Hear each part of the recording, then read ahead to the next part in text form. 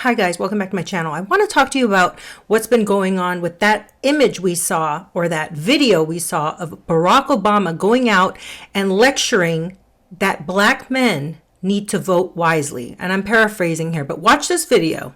I have never been so offended in my life. She's bringing a man here who is Charlemagne, a false god, to a community that has 4,500 churches, all people of faith. We are extremely offended that she's bringing a podcaster here to talk to black men about politics. She brought a retired athlete to Flint who is failing, Magic Johnson, and she brought Oprah to Oakland County as if she understands the plight and the pain of people that look like me. We will not allow virtue signaling, or we will not allow identity politics. Black men are not political infants. We know exactly what's happening with the Democratic Party. We know that they've exploited us for over 6 decades, and we are saying, just like Moses said to Pharaoh, let my people go.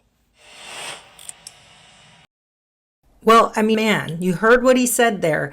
He's saying that basically these Democrats have done nothing for us, and all they do is pander to us by using big name celebrities like Magic Johnson, people coming out to say you need to vote for Kamala. What has the Democratic Party done for Black Americans? Now, I did a video on my YouTube channel back in, well, you can go look it up, but basically the title of the video is Chicago Pastor Says the Black Vote is Under Attack. Now, this was a guy from Chicago saying his name is David. He's a seasoned public speaker, and he's known nationally, and he often collaborates with various civic and social service organizations. Now, here's the thing. The Democrats seem to love celebrity. That's their claim to fame. They use celebrities for everything. It's why when we saw the DNC, we saw it jam-packed with the A-list stars. You name it, they were there. Even the gentleman from The Hobbit was there. All right. So all these celebrities come forward, and guess what people do? They get stars in their eyes and they vote for Democrats because they believe in celebrities. And I know this sounds nuts to think that there's people still out there, after all the scandals we've seen, that still vote based on what celebrities tell them. So this gentleman is saying we're not buying into this anymore. And here's the thing that I find: you need to have a plan after this, because the Republicans aren't necessarily going to save you either. Black people in America have always been kind of used and manipulated by both fronts. And unless they find some sort of way to come together and start demanding that their neighborhoods be taken care of, that they get rid of all the cheap housing, the Section 8 housing, bringing in people that are low income, they keep their neighborhoods safe, by getting rid of all the gangs and all the crime that goes on mostly in Black neighborhoods, until we start getting committees and PACs together to come forward and see the Black community as an opportunity to say, look, we're uplifting not just not just the illegals and the people coming across the border, but we're uplifting the people here in our own country. Now, what I find most interesting is that people don't realize that Black women are, in my opinion, and you could look this up, I think it's a fact, but in my opinion, are some of the most educated people here in America.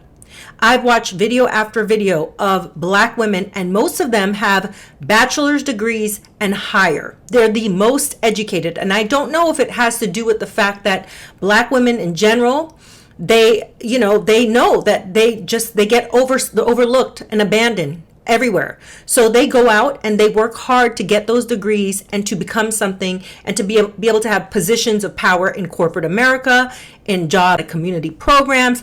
I always see Black women at the top of those programs. So where are the Black men? The Black men are finally starting to wake up, just like this gentleman, just like David that I told you about. He's originally from Mississippi. David spent his life, though, in Chicago, Illinois, where he continues to reside. I will definitely link the information on my video on YouTube of where you can go to his organization. But he has served as the president of the NAACP chapter in Rock Island, Illinois. David had a deep involvement in community leadership. Why are we not promoting people like this, promoting people like David, promoting people like that to champion for the black man? Why are we listening to Magic Johnson? Why? He's an ex-basketball star that made millions and millions of dollars and does not really need black people. The most Magic Johnson did, and this, take it from somebody who lived down the street from the Magic Johnson Theater, all right, on Crenshaw Boulevard, this girl right here that y'all don't think is black, all right, which I am, all right, I know for a fact, yes, Magic did a lot to try to help uplift his community, but those neighborhoods got run down in the 90s and 2000 by Crips and the Bloods. Until we can get these neighborhoods cleaned up, until we can start looking at the bigger problem and saying, look, the neighborhoods are neglected. Our neighborhoods in the hood, believe it or not, hood people know this. We have each other's back. I felt protected though because my neighbors knew me. The black community is very tight-knit. If they know you, the Mexicans that live there, the people from other countries that live in the hood, all have each other's back. And I believe that we got to start coming together to uplift one another and realize that none of these parties, I know we want to play Republicans, Democrats, and you know, which one's better, which one's not. None of these parties have cared enough for the black voters to do anything for them. From someone who knows.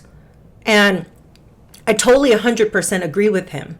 But I would reach out to him and say, try to understand that the other party may not do anything for you as well. They just want your vote.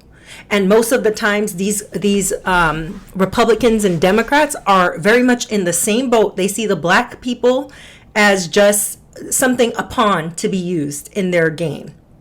So, you know, just remember that whenever you're voting, that you really, either way you go these days, I mean, you're just voting based on policies, okay? What benefits your pocketbook economically? And for me, the Republicans have a better economic game plan. And that's why I would vote for Trump. But it has nothing to do with what I feel they care about or who they care about, because it's certainly not me. Have a great day and think for yourself.